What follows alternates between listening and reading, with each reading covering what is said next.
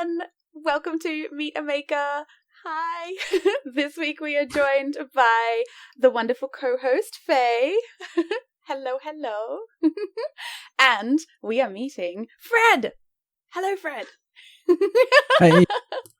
How are you?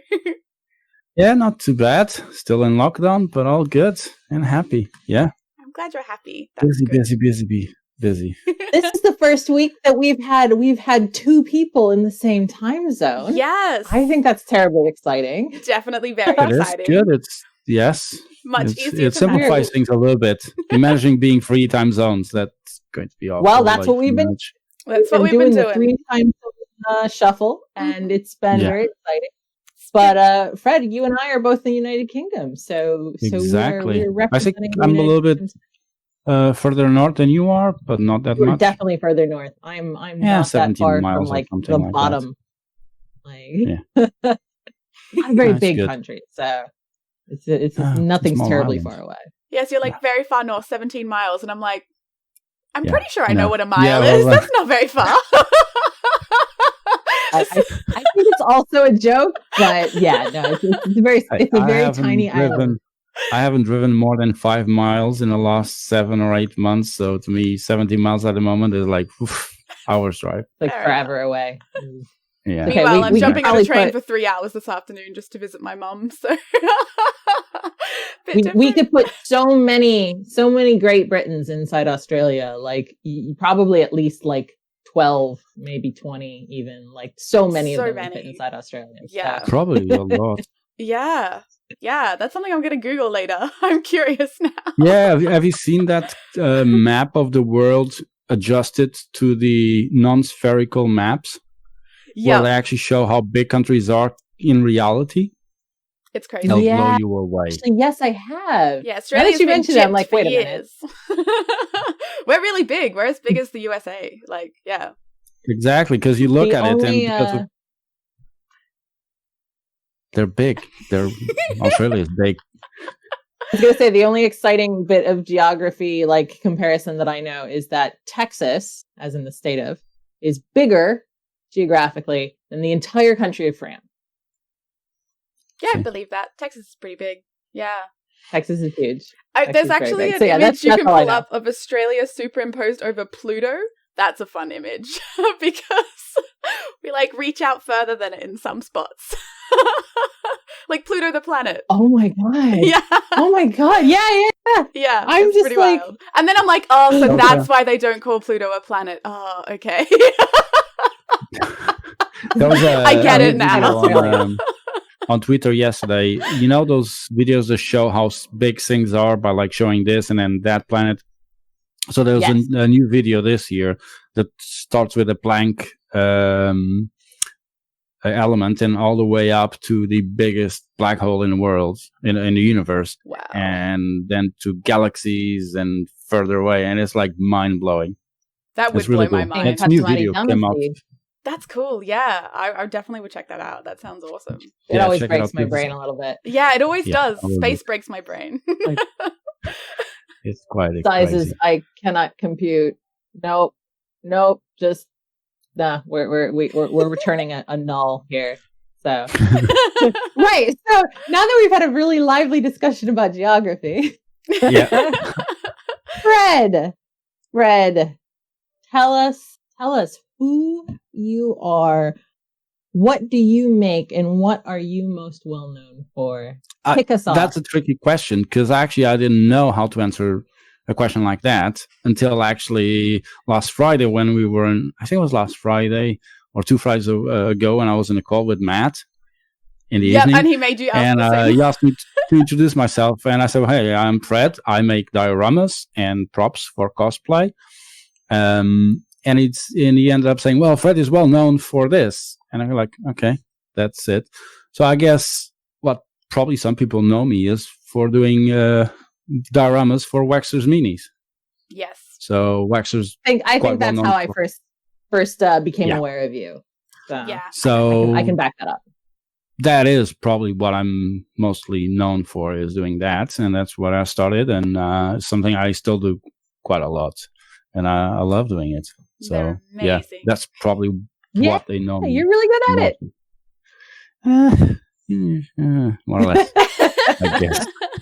Well, you must enjoy it at least to have been doing it so long. I do enjoy it quite a lot. I've been trying to do other stuff, but I always end up doing new dioramas almost every other day. I've just finished one yesterday, and I have 3 or 4 more to finish this week. So, and yeah. What do you like? What appeals to you about the diorama making?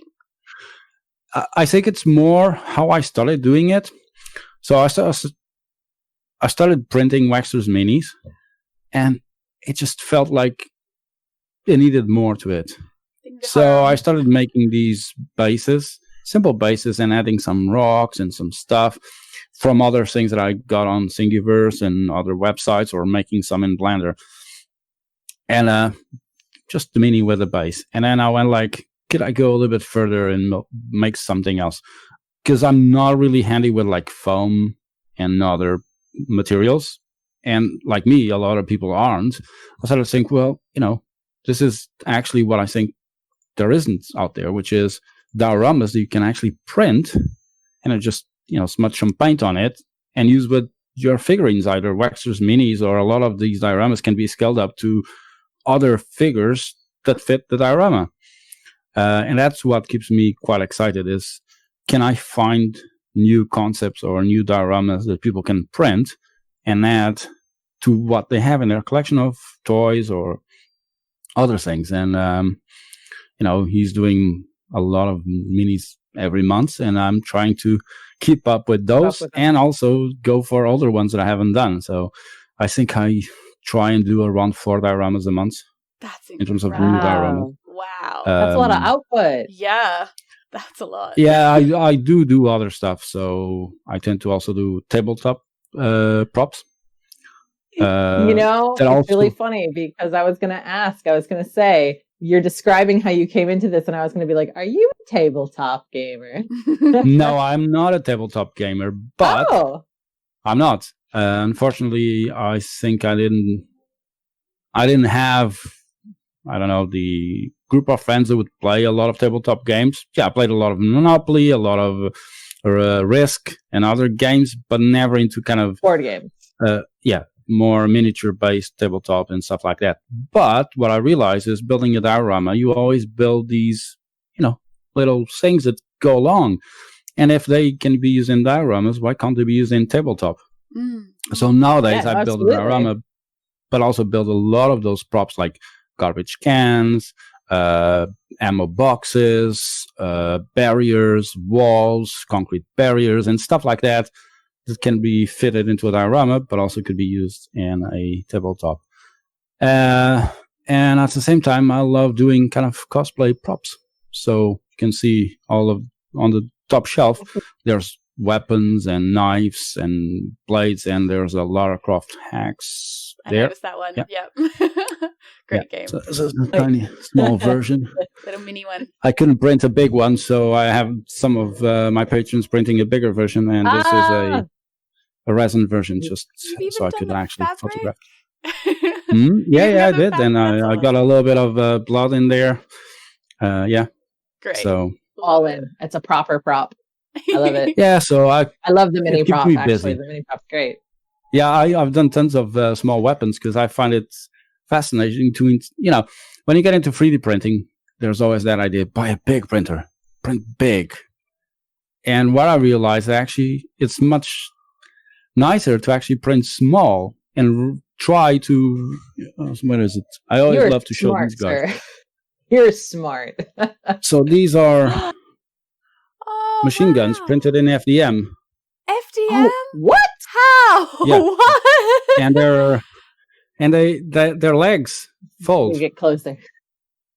What? No. How? Way. What size nozzle are you using? That's what? 0.4 nozzle. It's a stock MK3. Yep. Stop it. Dang. Yeah, I have more than. That's incredible. So. Who needs a resin printer? God. Wow. I do love printing in resin. And again, you can still do in FDM tons of cool stuff. I actually have a couple of patrons that are the fun we have is I make something that I say can't be printed in FDM, and he goes off and prints it in FDM just for the challenge that it is. I know a lot of people say to me that I do put a lot of details in the models, probably a lot more than they should, but I like doing it, so it's fun. I'm familiar with this problem. Yeah. You gotta do what you love. I'm also a chronic detail putter inner. Yeah, someone was saying the other day. It is. That's the science, is to know when to stop. I was talking with a couple of people the other day, and they were saying, when do you know you have to stop? And I tend to look at if surfaces are too clean and too empty, I can't stop. When they don't look like just flat faces, then that's when I stop. And it works more or less. Yeah. Which is tough when you're doing things like miniatures and things that you know are going to be printed really tiny. And like there's that knowledge of, well, the detail beyond a certain point isn't going to show. But when you've got it in the 3D model form, it's huge on your computer screen. You're No, sometimes it's not the first time I'm doing models that have measurements are 0.05 millimeters. Oof. And you go like, okay, you're just gonna love it. Yeah, 0.5, that's barely even, DLP. 0.05. 0.5. What's the resolution on Dlp Machine? I think it's 0.03 on a lot of them, isn't it? My Frozen Sonic, I do print at 0.03. Yeah. So. Yeah, wow. I think some can get down to 0.1, but most I think it's 0.3. I was meaning even the voxel size, like the pixel size, I think is 0.3 something, 0.03 something, so isn't it? If you get a 4K screen, which I haven't actually tried on a small, because the problem is the bigger ones, they're 4K, but they're like quite big screens. But there are some that are still the small photon or Elegoo size, but are 4K screens. Those, of course, though, the human eye can only perceive so it's like there's a point where it's like, it's there, but I can't see it. Yeah, I actually didn't get one because I felt like if I did get one, I would be testing things that other people couldn't print, so the details wouldn't be visible. So I limited myself to actually getting a model that wasn't 4K, just so I could actually test print things as normal people would. But yeah, kind of you. Very thoughtful. Kind of smart. It's not. These aren't just for me to have fun. It's for other people to have fun. So they need to be printable, and people need to enjoy the details that are on the models. So definitely. This is true. Aww, what got you into making? Like, where did you start in your creative life? Broad question. So I think the 3D printing bit is a little bit kind of more recent. Well, I'd say recent, 1999 probably, when I I didn't get into 3D printing, but I was following a lot of the 3D printing technology at that time, mainly with professional printers. I actually at that time was talking with I think it was 3D Dimension or something like that. There was a company that was doing RGB printers. Wow. At that time with the power layers. And that was quite interesting, but they were like 15K to 30K for a printer. And I was like, you 1999, yes? Yeah. To make sure I heard you correctly. Yeah, I'm sorry, That's wild. I didn't even know we had 3D modeling software that was capable in 1999. Yeah. I was actually thinking yes, because I knew this question would come up. I started 3D modeling when PCs were not even, it were 486 PCs. So way before Pentium was even a thing, or, long time ago, when 8 megs of memory were quite expensive. So that's when I started 3D modeling. And what got you into it then? What got you into it then? Why? What brought you into it? I don't know. I just liked it. It was something. I had a PC. I had computers early on. I worked in the printing industry, and my family was always into computers. So when I got my first PC, I got a 3D software, and I started using it. I actually... Or if you don't mind, my master is really curious. What? Sorry? the software that you used back then? It was called TrueSpace.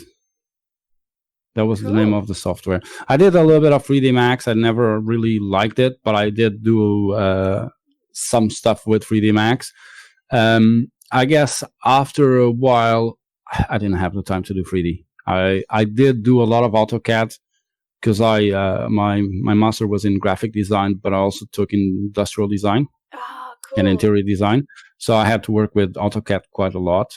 And I did work with DraftSight, which is the company that does the SolidWorks. Gotcha.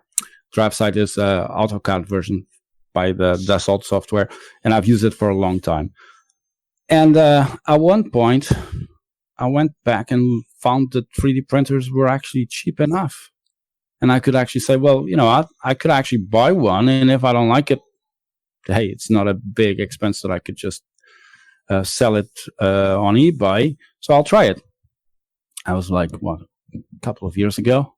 And I did buy one. And my wife hates me since then because I've been printing like crazy. Oh my God, that's awesome though. I feel like I need to know too what was your first printer, because like we're going over your first. So we got to hear your first 3D software. What was your first printer? I didn't want to spend too much. I knew about Prusa printers and how good they were, but at that point I knew I was able to do if I wanted 3D stuff and model 3D stuff, but I didn't want to risk it because my professional life didn't allow me to actually, spend too much time with it at that time. So I bought a Creality Ender Free. Was it Ender Free? Yeah, Creality Ender Free, I think it was. And it was great. I love the fact that I didn't have to spend a lot of money on it, and I could print things, really quality prints. Honestly, I don't think that the Enders were worse in terms of quality to what I can print on the MK3.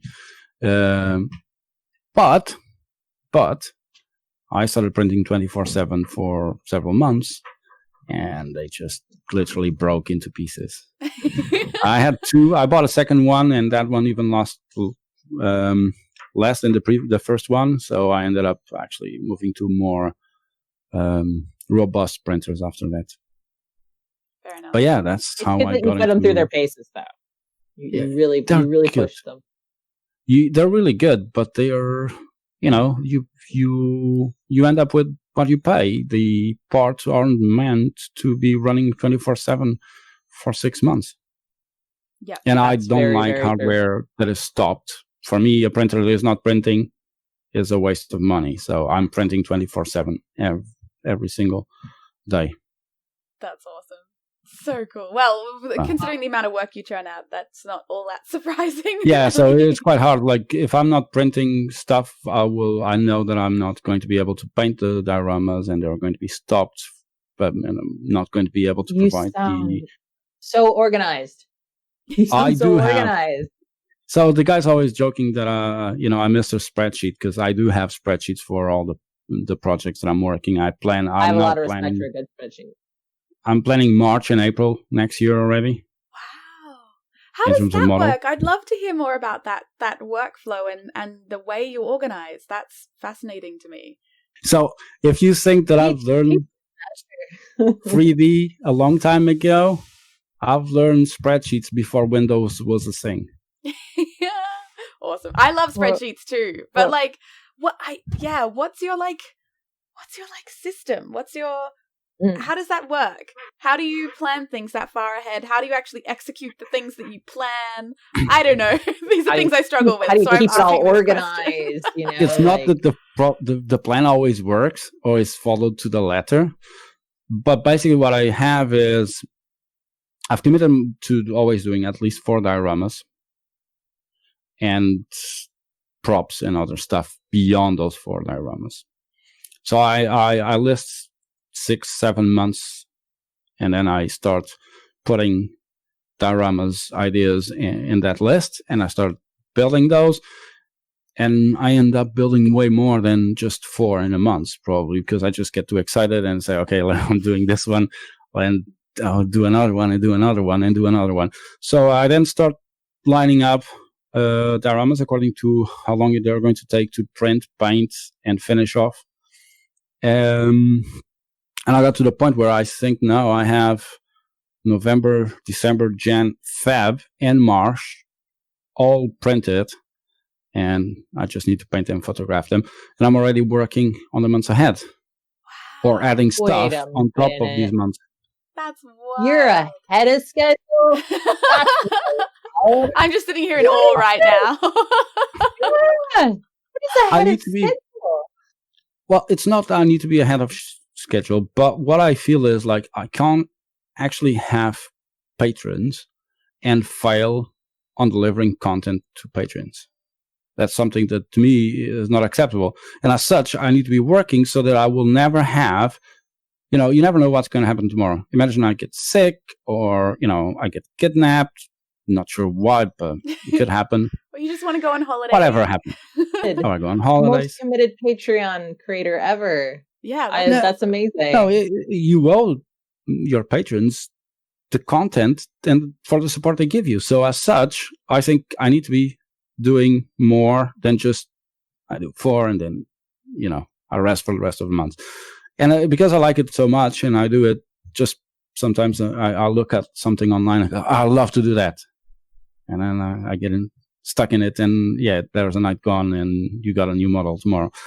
Sometimes I just go so excited that I go like, where am I going to publish this? I can't. Just there's a limit. People can't print 20 models in a month. It's just overwhelming. So you need to balance that out quite a lot, especially when some of these dioramas have more than 20 parts to print. Wow. Oh, wow. That's a lot. Holy moly. Yeah. Wow. That's a lot. So you must be able to model quite efficiently then as well, to be able to... I don't use... I use Fusion to model stuff. Mm-hmm. So all of my models are done in Fusion. And I could probably some dioramas come up faster than others.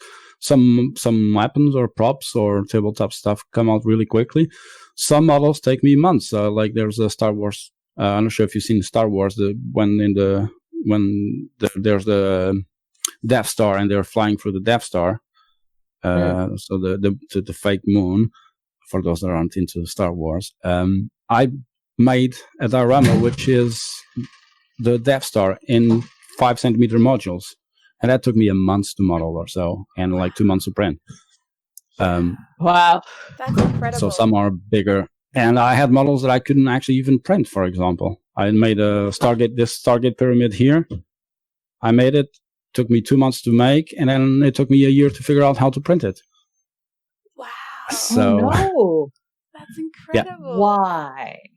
What happened with that? What happened with that? So I added so many details that when I exported it from Fusion, it had issues that the slicers couldn't actually deal with. Oh. And softwares like NetFab or Mesh Mixer couldn't fix the model because it was too big.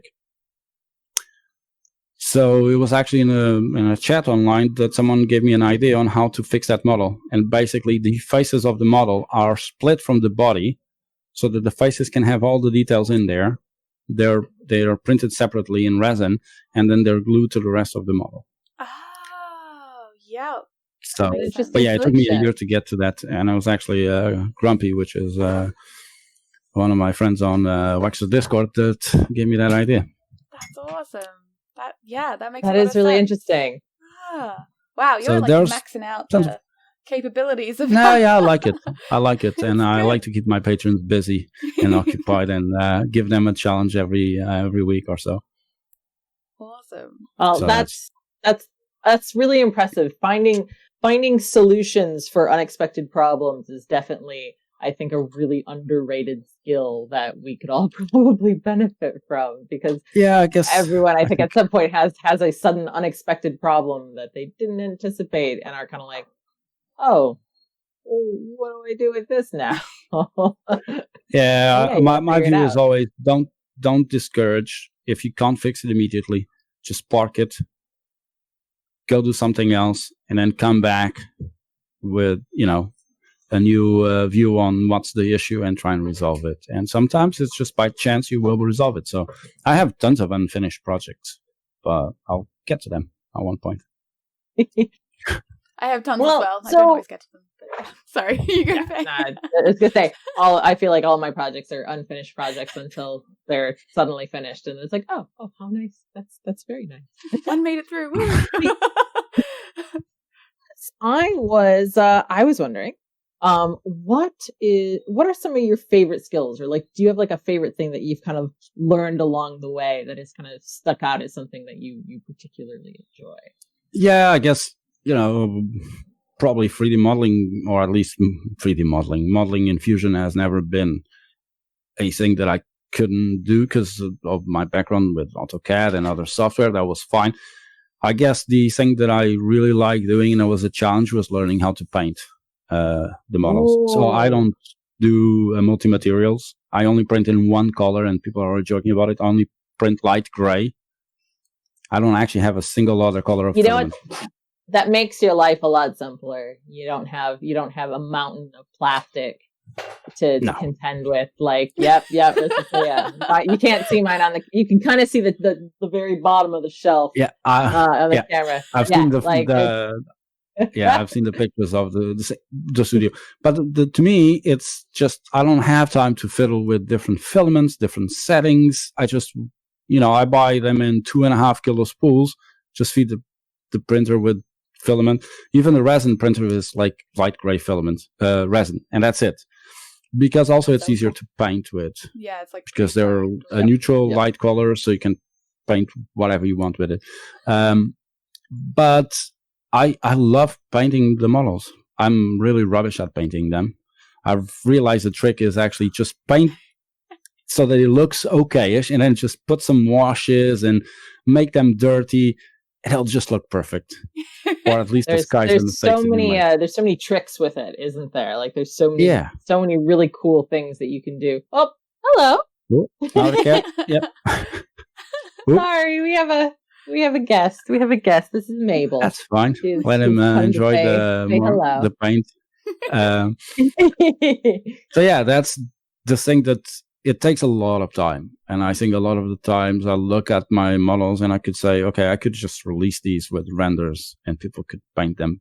But the reality is it doesn't show the potential of the models in the dioramas. When I add the paint and I add the textures and the rocks and the static grass and the details to it and the light, it gives it a different look. And to me, that's the most interesting part, is transforming a printed object into something even more interesting. And it is that moment. Yeah. And again, been doing it for almost 2 years now that I've been forcing myself to paint every single model, and also buying paints and materials, like building my own workbench and all the drawers and getting the bottles of paint for all the colors and washes and textures and environments and stuff like that, so I could actually do what I really want to do with the models and push them a little bit further. What's your paint brand? Vallejo. That's not what I got. Yeah. No, I don't know. I like them. I like their stuff, and they have a lot of stuff besides the paint that I use. Actually, I have probably I buy them every month. And I have their catalog. So every other week I go into the catalog and said, you know what I need? I need this one, and I buy like 10 or 20 bottles of paint. So now I've got a fairly good selection, so I can actually paint almost everything.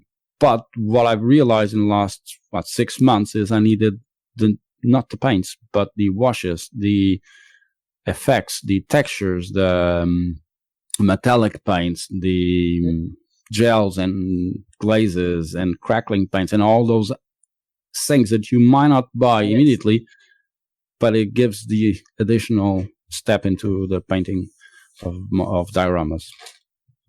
And now I've been buying a lot of static grasses and rocks and pebbles and stuff like that. So yeah, so it's exciting. a lot to do, but it is pretty cool. I like it quite a lot. I love Painting is miniatures. And, I've very always fun. like gazed longingly at that whole world, but I know that if I start, I will never stop. Like I will just buy all my money. Like I just know it because it's just everything about it appeals to me. Like tiny things and all this little perfectionist stuff and like, you know, the grass and It's a just legit everything. concern. I'm like, I know I would just fall into that hole. Well, when I started doing the dioramas, I started watching a lot of videos from Mini Bricks.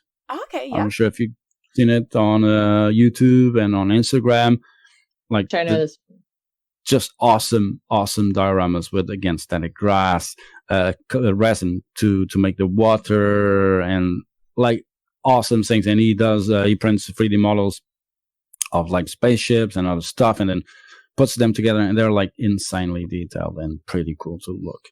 So that's where I kind of always said, okay, I'm never going to be that good, but I can actually try and learn these things and force myself to do those kind of techniques to see if I can do it and how far can I take it. And now you are. Woo! You make beautiful things. You're much too humble. Yeah. Your stuff is there are people out there that are really good at painting and at doing dioramas. I'm kind of trying to do a little bit of everything and give content to people to do even further. I think it was last month. So I do this competition with patrons where they post a diorama they've printed and painted if they want to. And then we pick the top most engaged post, and then I pick the one that it looks the best. And there was one patron, she posted this diorama, and honestly, the photos look like realistic. I didn't realize that actually that was my diorama until I started looking and said, "Oh crap, yeah," because it was brilliant. And that's the thing. Like, I want people to actually, do things that look amazing. And I'm just trying to give them, hey, this is an example of what you can do. Go off and build even crazier things in this. So yeah, definitely. Oh, that's so cool. my goal. Well, you're succeeding clearly. Just making realistic things. Absolutely. I broke my machine gun. Oh no! Now they're printed in parts, so you can actually assemble them. Oh, so it's not broken. It's just assembled. No, it's just disassembled. It's okay. You mentioned earlier that you draw a lot of inspiration from. Well, you design a lot of models around Wexter's work. Is that where a lot of your inspiration comes from, or do you have other places that your inspiration comes from too? No, I think it depends on what I'm doing. A lot of the times what I do nowadays is I go on Instagram, on YouTube, and just look at dioramas and models and just random stuff to see what's out there and find things that probably haven't been done or combinations of stuff. Like I was doing this Mandalorian diorama, which is actually for a Wexter Mini, but also for anyone that has a figurine that's like 1/10 or 1/12 scale that wants to use in there.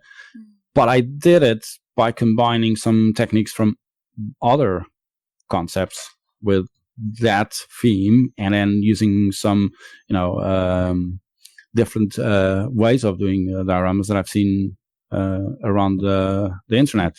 I don't know. I think most of the times what I do is I use Google Keep. So any photo or anything I like, I copy it and push it into my Google Keep. And then I just browse through that and just take ideas and then say, okay, this would be cool with this and with this. Sometimes I just find a random image of, especially in props, like finding a weapon that I've just, that's pretty cool. I want to do that. I know I can do that. There's a little bit of a difficult part in there that I don't know how to do, but I want to challenge and do that. Or sometimes I just watch a movie and say, that scene would be awesome. And so it really varies. But it's always trying to push a little bit further with techniques or with combining models. So I did a TIE fighter from Star Wars and an X-Wing from Star Wars. And I had another diorama that I had done from Star Wars. And I started thinking, well, I can actually combine these 3 models and make something new that people could print and build. So sometimes that happens. Waxers is always that happy place where I go back and say, I want to build dioramas for the minis. And it's just, they're always very cool models to make a diorama for. Yeah, it's something I really like doing. He's always challenging me, and I'm always challenging him to do weirder things. So yeah, I've definitely seen you both do that, fire at each other and be like, you should do this and you should do that. It's really great. Yeah, the banter is awesome.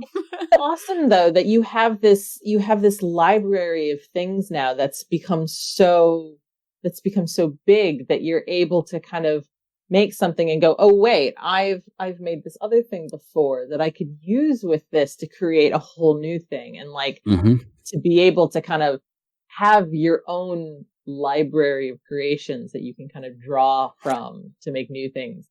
That's really impressive. I think that takes a long time. When I started doing so, we spoke a couple of times about Waxer, and Waxer really pushed me to do a lot of the stuff that I do. But Fotis Mint also pushed me into other directions, and he's always saying, don't print my models. I don't want you to make dioramas. I want you to do this, this, and this. And he pushed me to do a lot of tabletop stuff. Quite a lot. And I was quite happy to start thinking about how can I make things that are not just tabletop, that can be used in multiple situations, and making modular things like walls. Walls that you can actually combine to do tabletop sceneries, but also use for other things, or platforms. So when I started thinking like that and saying, well, I don't have boxes, or I don't have a pallet, or I don't have a brick, or I don't have this. So you start thinking in a way, well, where can I use this and this and this? And reusing parts for different models in different dioramas. So like the other day, I started building bases for actually dioramas where I can use other parts of stuff that I've done, like modular pipes or other systems. So and I've been pushing to have enough of a catalog of content that you can go and say, okay, you can find miniatures. There's tons of awesome artists. But if I need a box, or I need a pallet, or a fire hydrant, or a wall, there's not enough content out there for this. And I'm building that content so that people can go, well, I can always go to and talk with Fred, and he can get me this stupid model that I won't find anyone doing it, because it's just a normal object you can find on a day-to-day scene. But I will have it probably. Yeah, that's so important too, because it's those little items, like fire hydrants or whatever, that really make stuff look realistic. And they're not things that people generally jump into modeling and do. So really, really valuable. So, you know what I did the other day? I did a wooden box. And you're like, yay, good. But I like doing those because actually they're useful, definitely, 100%. Yeah. I was thinking about like these, built a trash can. So cute. It's FDM That's printed. Adorable, actually. How are you doing this with the FDM? That's crazy. Yeah, that's all FDM printed. But the reality is, oh, great, you made a trash can. Well, but it's useful. I've done, I think, 2 dioramas where I use these. And I know a lot of people use them for other stuff. So, like, you could use this in a tabletop kind of sci-fi game or something like that. Or what else? I did some fences. Like fences and oil barrels. Yeah, and I mean, like, people doing model trains and stuff would use these sorts of things. They just rescale them. But that sort of stuff is... Yeah, you can rescale them, and then you can print them in resin if you want really small. You can print them in FDM, and that's where, I'm no ZBrush artist, so I need to be realistic about my skills. Fusion is something I can control, and I can do stuff with it that is good for what's needed. There's something really to be said, though, for doing the things that everyone isn't clamoring to do, because like you said, there are so many people making miniature figures. It's really popular. There's so many people doing it. And so there's already so many options for that. But I guess for a lot of people, creating the props is seen as, I guess, less exciting or something. And so less people are doing it. But that means that there's this huge empty space of things that are actually just as important as the figures. They're an incredible part of the game. And yet, for whatever reason, people aren't really doing it. And so you've kind of gone, hey, wait a minite. There's a gap that needs filling here. So that's very, very smart. I think I didn't be honest, credit is not all mine. I guess it just built up to the point where I realized there's, first and foremost, dioramas. There's very little amount of work being done with dioramas that other people can print. There are some issues with doing dioramas for other people's models, which means people that want a diorama also have to have that model. So there's a little bit of a problem there. But with the tabletop and with the props, I'm fine. I'm happy that people want to have them and need them. And it's about finding the market that you can have something useful for, because otherwise you'll just be diluted in the amount of things already being created. And at the end of the day, you also need to know where your strengths are and where, you can actually make something useful. If it would be stupid for me to try and I'm going to do busts or figures when I can't model in ZBrush and I can't do anything good with it, but I can actually do stuff in Fusion that works and satisfies people's needs. So some needs. I think you've approached all of this in an incredibly smart way, and what you've created has been absolutely amazing, and just nobody else is really doing it. Nobody else is really doing it. So your stuff kind of really stands out.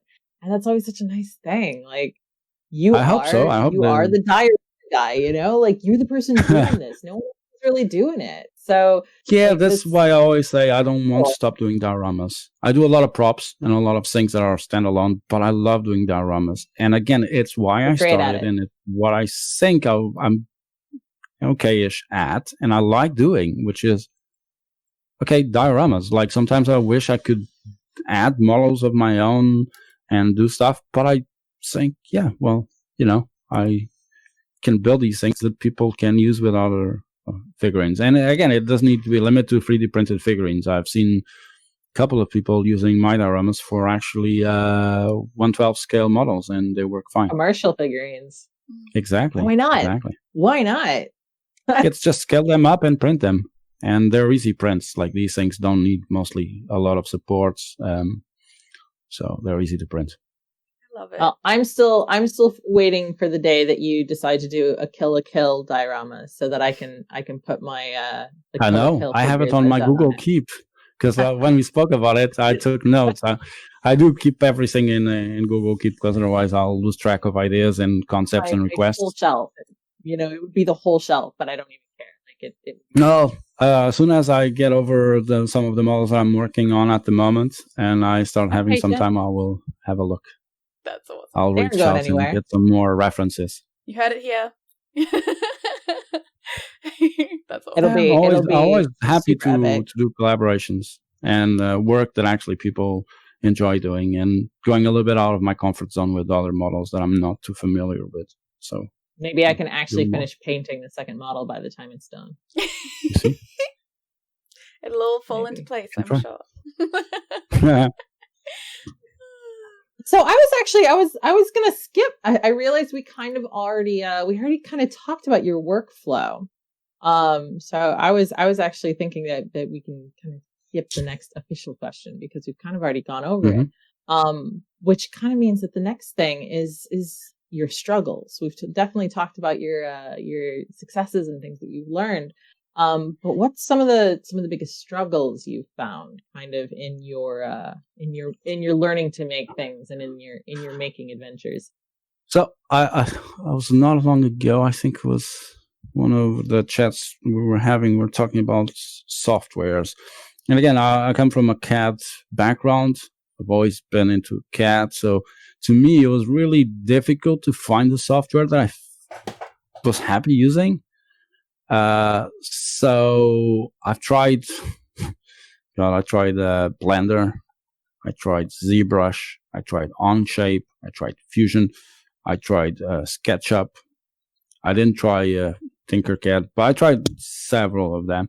And the biggest struggle was find something that I felt comfortable with that also allowed me to do a lot of things. But at the same time, knowing the limitations of the software, like Blender is awesome for certain purposes. But for me, when I have to start, okay, well, this is 1 centimeter, 10 millimeters, and that's half a millimeter, and I want it to be precise because that's my background in AutoCAD.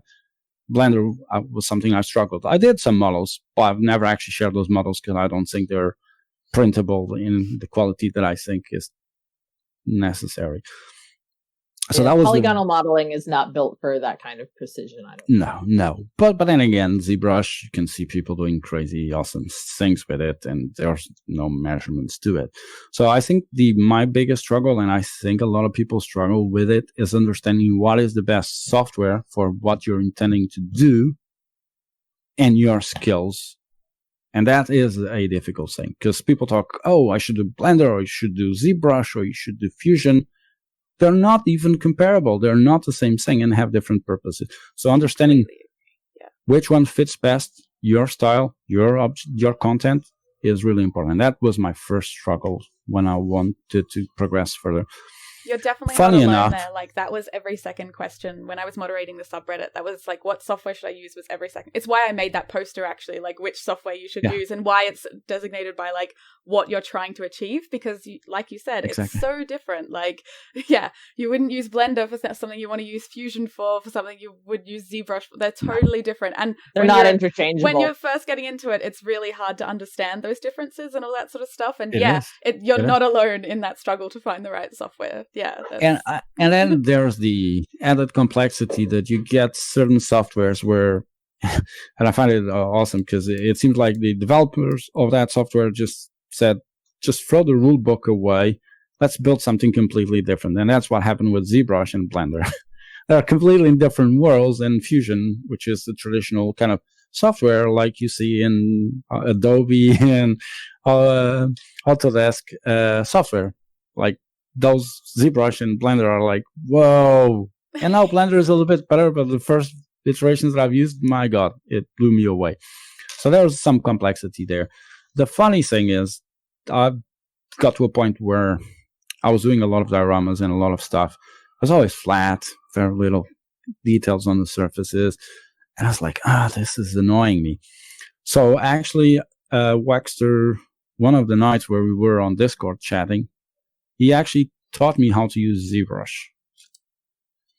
but not trying to. So my view is always don't try to learn everything and do everything at once. So I know Fusion. I know how to do things in Fusion. So what I started doing is adding details to my Fusion models in ZBrush.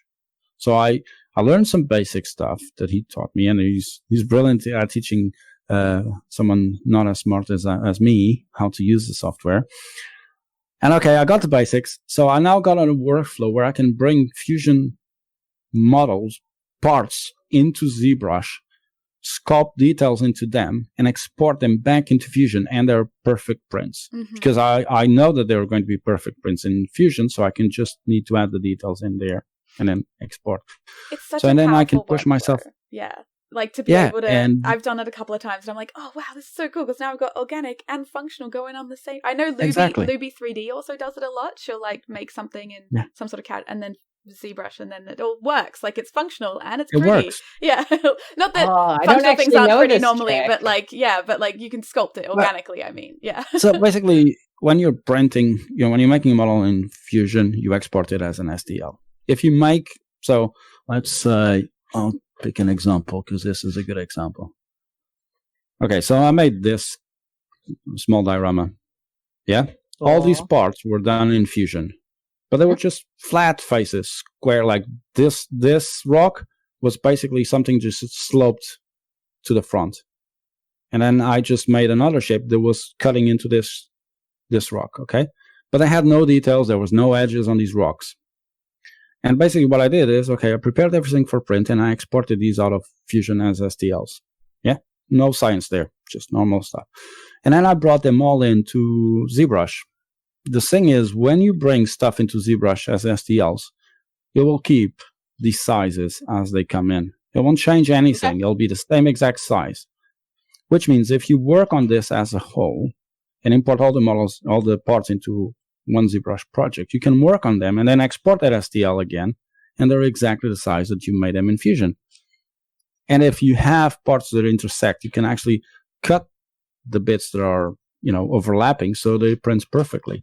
So that's a flow that works fine for me because I don't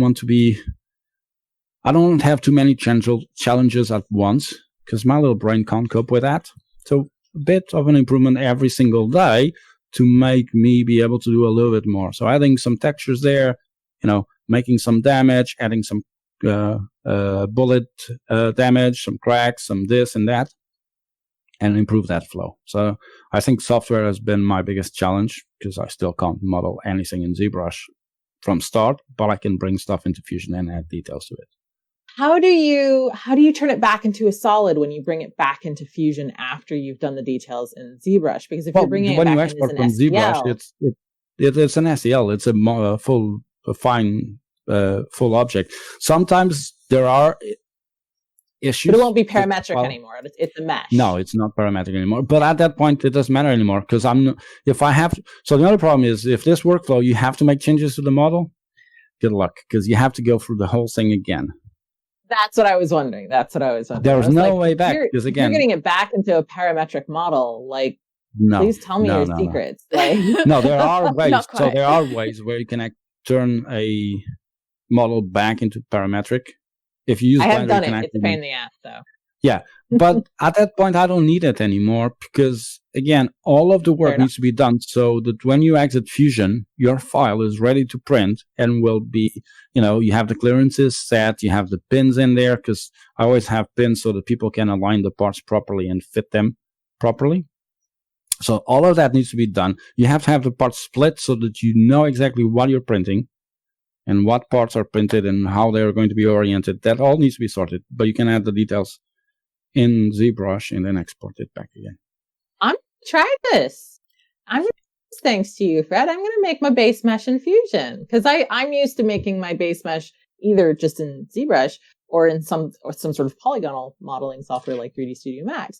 I've never actually thought to combine Fusion and ZBrush because for whatever reason in my head they're kind of like very separate things. They're different types of modeling. Different types of modeling. You good example.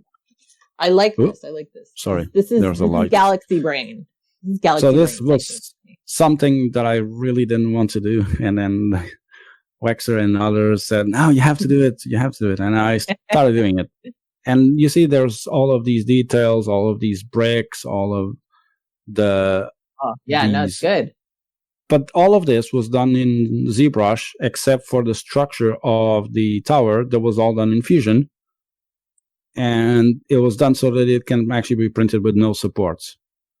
So I've done all of this in Fusion. The doorway. And then exported. Great. Yeah, and it has stairs that go... Oh, you can't... Wait, I'll turn on the light. Oh, it's got light! Oh, that's so cool! Oh, I love it. And there are stairs. The stairs go way up. That is That's cool. fantastic. Can it be used as a dice tower? Could you? So initially, some people weren't very happy with it. It was supposed to be a dice tower, but the problem is it's too tall, which meant I couldn't actually fit it at full scale in the Prusa. And the problem is the dices don't fit on the top. So I actually made a second version that doesn't have an interior, so they can be used as a dice tower. Gotcha. That's so gorgeous. Cool. I love it. Yeah, the technique but that's is the awesome. kind of stuff. That's awesome. Yeah, you've definitely expanded my mind tonight. Just try it, and again, there's no science to it, but it's something to try. And I will tag you in a tweet and be like, Fred taught me this, and now I have Galaxy Brain. Don't spread rumors, because if people start thinking I can actually teach something, no, that's not good. Already have. Too bad. That's awesome. No, oh my God. No. So that was oh, sorry. Yeah. No, go. Okay. I think so with the we were talking about challenges, and I think I interrupted you earlier on because I think you said software was your main challenge, and then I think you said there was another one. Was that? Did I interrupt you or? No. I okay. think again, I think it's just learning your limitations. I think I've learned, probably not with 3D printing, but seeing that I'm almost 100 years old and getting old. I'm not as old as Shane. This is like 2,000 years old. This is a throwdown. You've thrown down the glove. Yeah. We always like to kind of keep that banter, but I've learned that we need to always try to. I think the biggest failure people have is they go in and they say, I'm going to learn this software and do everything, and they try and have big goals, but they don't turn them into manageable chunks. And then when they find the first obstacle, it's a tiny obstacle, but it means that they can't do that big thing they want. And then they fail that and they get disappointed. So I think my biggest Faye and I are both like nodding. Yes, I understand this. And again, that comes from my professional day-to-day stuff, is to break things down into manageable chunks that people can build and work on and make them consumable. So was one of my big struggles, was even before getting into 3D printing, saying, I want to do that, I want to do this thing, and then I can't give up. And with this, like even with ZBrush, I'm not going to make the mistake of I'm going to model Batman or whatever model in ZBrush, because I know I'm going to fail. So I'm going to start little and say, okay, I'm going to do this and then do that and then do further, and trying to every day learn a little bit. I think the glass problem all over again. The what? This is the Ira Glass problem. This is my favorite quote to refer to over and over and over again is the idea that for a very long time our tastes and our desires and our skills don't match up. And like you're saying, Fred, it's very frustrating, and you find yourself your taste is good. You know what you want to be able to make, you know what you want to be able to achieve, but for a while your skills aren't there, and so you have to just keep going until they start to meet up. There's a whole quote to it. It's very nice. I can't give any credit for it. I just mention it all the time. You need to understand that to be good at something, it takes hours, thousands of hours. And there's a couple of books that talk exactly about how professional athletes and artists have spent 10,000 hours or something. I think it's the more than 1,000 hours, I think. 10,000. And then you can't just expect to go in and say, well, I'm going to do that, I'm going to nail it. No, you're not. So lower, your objectives and break those down, because otherwise like I didn't start making a pyramid or this or the Holy Grenade or any of these dioramas. And when I look at some of the models that I have when I started, it's like no comparison. So the joy of looking back in your old work. Yeah, I still have some of my first models in dioramas over there. Yeah, keep everything. It's good to it is good to hold on to these things, and it is good to reflect occasionally, but also when you do it, you're always like cringe. Look at what I did. You try to put as much effort in it as possible and be humble about, you're no Picasso, and people will like the work that you do for what it is, and if they like it and support you, then you grow with them. I guess that's it. And you're winning. Oh. Yeah, exactly. We're all winning. That's lovely. This is like wholesome. It is very wholesome. It's nice. It's Thank you. It's wholesome content. It's very nice. You're very wise, Fred. You have some good wisdom. Yeah, it comes with age, I guess. I think it comes. Remember, you're not as old as Shane. It's fine. No, I know, but I'm getting there. I think it just comes from experience of doing things and doing them several times and learning from those mistakes, I guess. And then teaching, people how to do those things, and having kids and having to teach them that life is always kind of challenging, and you have to always practice and practice. So this applies to everything. I tell my daughter when she's playing Fortnite or Minecraft, no, you have to practice, otherwise you're going to not succeed at it. So it's the same thing. Stinks. Oh, sorry, you cut out there. What was that? Practicing sucks. Yeah. Nobody enjoys the practicing bit. We all just want to be good immediately. Yesterday. And no practice. No, yeah, but that doesn't work. That's just in the movies. Not realistic. Can I just montage it, just like snippets, and then boom, I'm an expert. Exactly. Yeah, but that's what people think, and it doesn't work like that. Yeah, definitely. It's such an important message. Not at all. Gracious, no. Oh, my goodness. So, no, you go. Oh, I was just going to say, you've talked a lot about Patreon as we've been talking, and I was just wondering how you got into that, how you found it, because there's probably a lot of people watching who would, like myself included, to be successful on Patreon. So, and also, in generally, how do you make money from the things you make? Okay, so my model started, I was offering the models. I was giving them away. And again, as all of this stuff, Waxer and Fotis are, responsible for all this. And open a Patreon. And I did. And I'm saying, well, I'm not getting anyone. And of course, most of the people that do support me are people that were with Waxer's Patreon that liked the dioramas that I was doing, and they've been supporting my work for a long time. I have not set up Patreon to stop working on my day job. I did set up Patreon as a way to help fund the material and the equipment that I have to buy, and the material I have to buy every month to print all this stuff and paint them.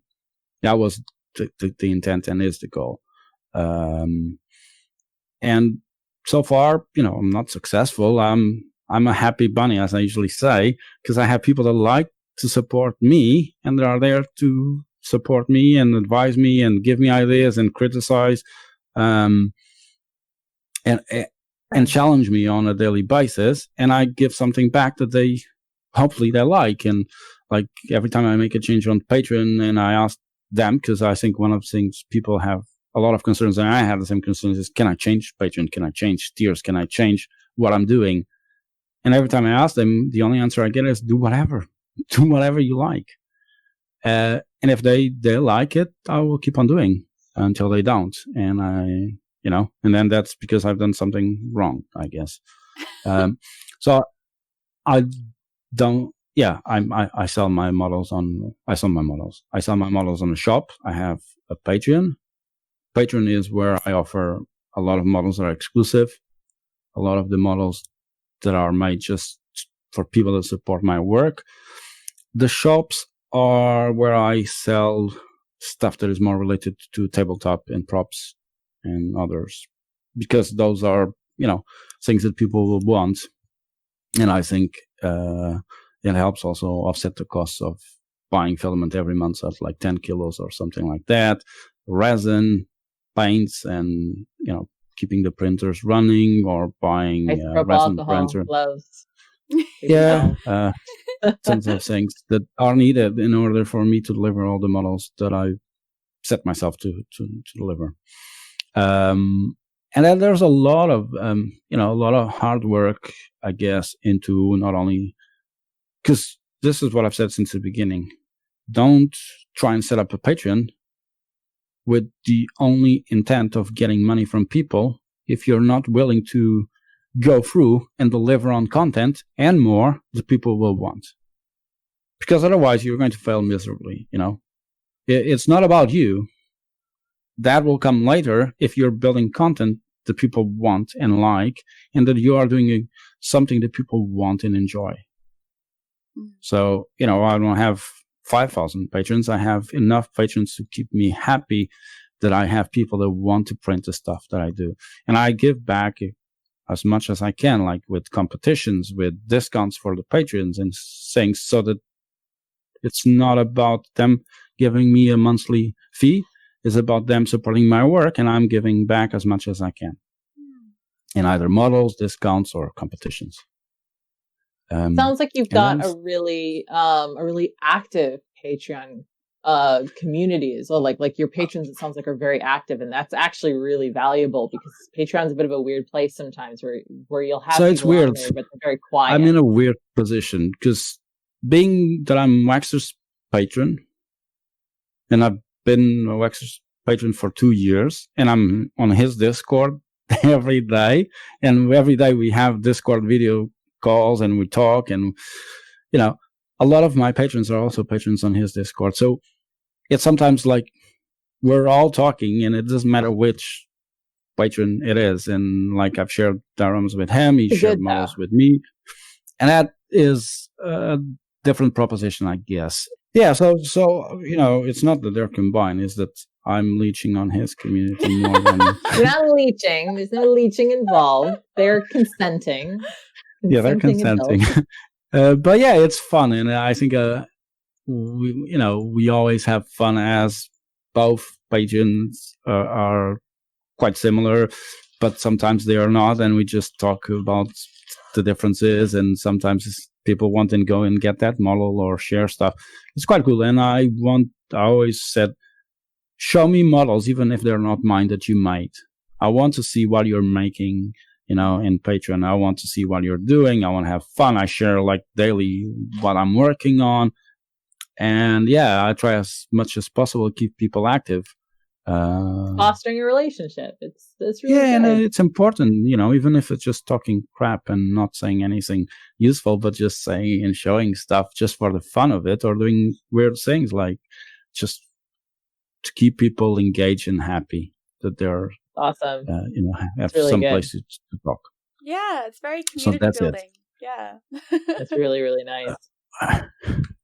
So I guess go. No.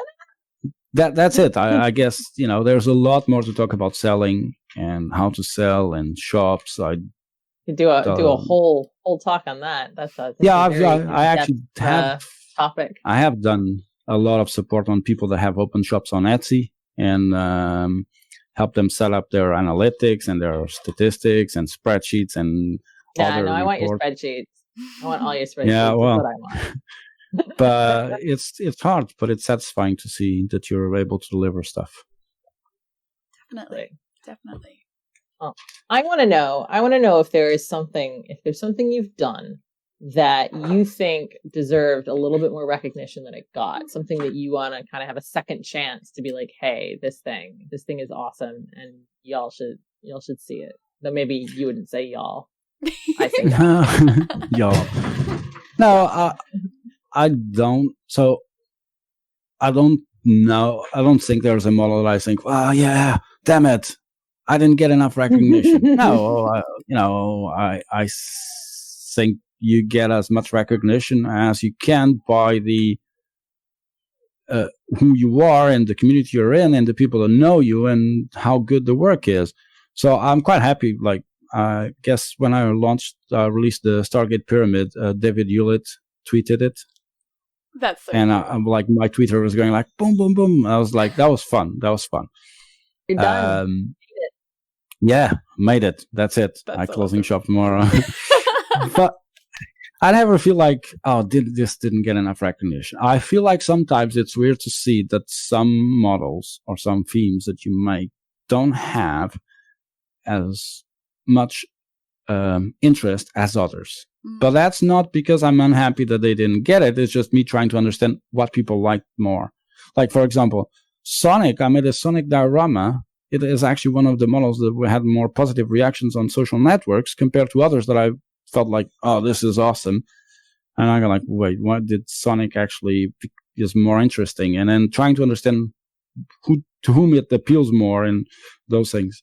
It's always such a mystery. Never figure that stuff out. I found that on Reddit. It's like the weirdest things would take off. Like, you'd throw something together in the afternoon and it would hit the front page, and I'm like, why? And then other things I worked really hard on and thought was really cool, it was just like, and I'm like, it's so interesting. I guess.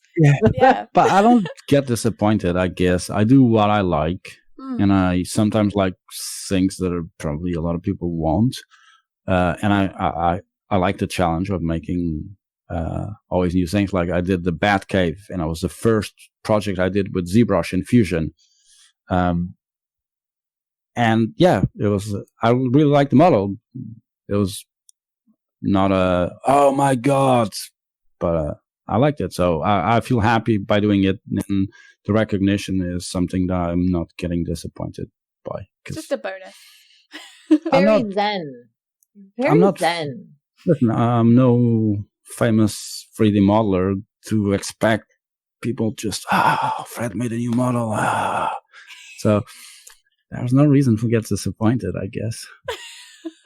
So I'm happy if people print it, that's it. If people print a model and I can see at least one person has printed it, and I go like, yay. That's very cool. That's the only thing I would like to see is people. I know a lot of people buy models or download the models, and a lot of times I like to see, show me your prints. Yeah, just so I can see. That's the best bit, I think. Mm-hmm. Exactly. I think that's when you see, okay, I made something and someone else printed it and enjoyed making it. Yeah, it's magical. I completely agree. That's the only thing I need to really be happy that someone was enjoying doing a model and painting it. There was this week on Twitter, someone was posting that they were printing the Leoric from Heroes of the Storm in World of Warcraft that Photisment made, and I made a diorama, which is a throne for it. And he printed both the model and the diorama, and he posted it and said, oh man, this is my new challenge. I printed this, now I want to paint it. And I sent him some samples of other people's makes and paint jobs on that model. And he was saying, oh yeah, I'm going to do it. And he showed some pictures today, and I was like, yeah, that looks really cool. And that's awesome. what, makes me tick. I love it. You're so wholesome, Fred. That. Just Yeah, heartwarming you really are. hearing you talk about it. It's just so wholesome. lovely. I'm sitting here going, oh, it's lovely. No. It's a beautiful thing. Me Yeah. That's my sales speech. I'm sorry. No, you're just really wholesome and chill, and it's lovely. It's lovely. You love to see it. Yeah. You love to see it. I'm loving Thank it. you. So what's sorry, there you go. No, I'm just getting embarrassed. So okay, next we won't question. make you too red. What's next for you? What's coming up in your world? What are you working on, and what do we have to look forward to? If you can talk about it. I don't know. Oh well, as I said a couple of minutes ago, I'm finishing off the Mandalorian diorama for one of Rex's old minis.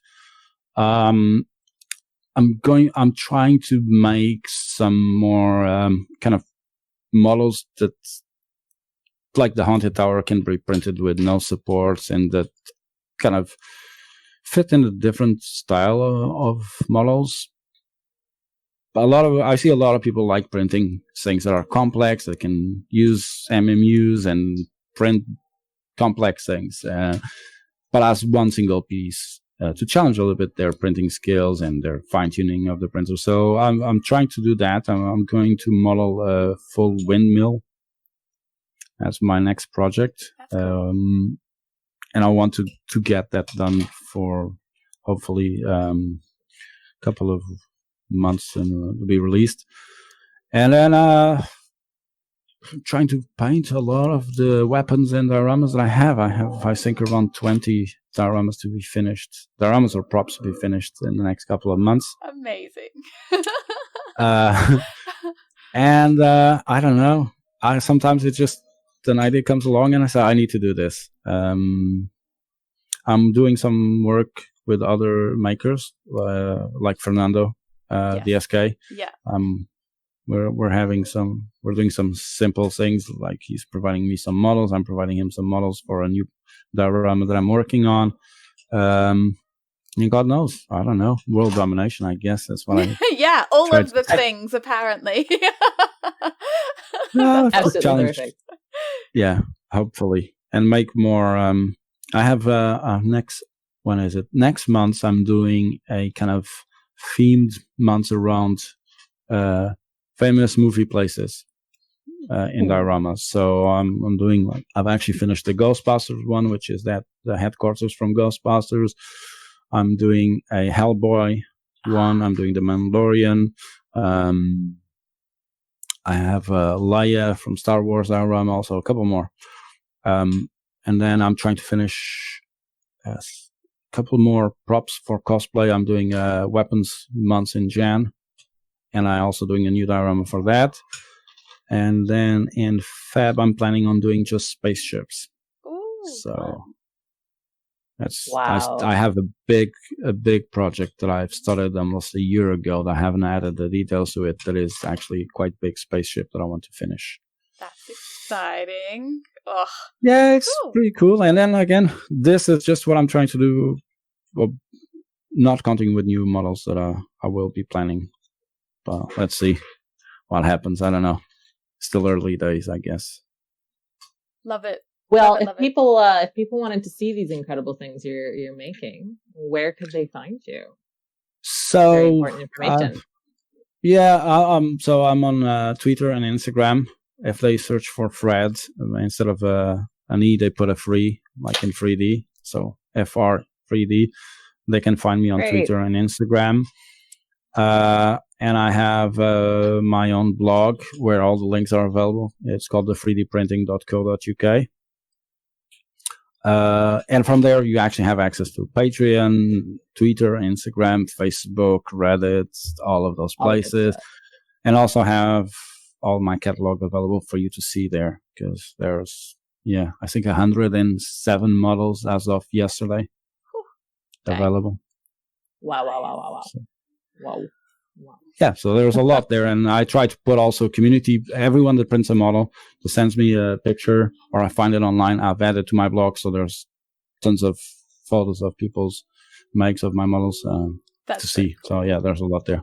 That's so cool. Oh, lovely. Well, thank you so much for joining us. This was lovely and very wholesome. My pleasure. Sharing all your wisdoms with us, and I feel oh my God, so much wisdoms.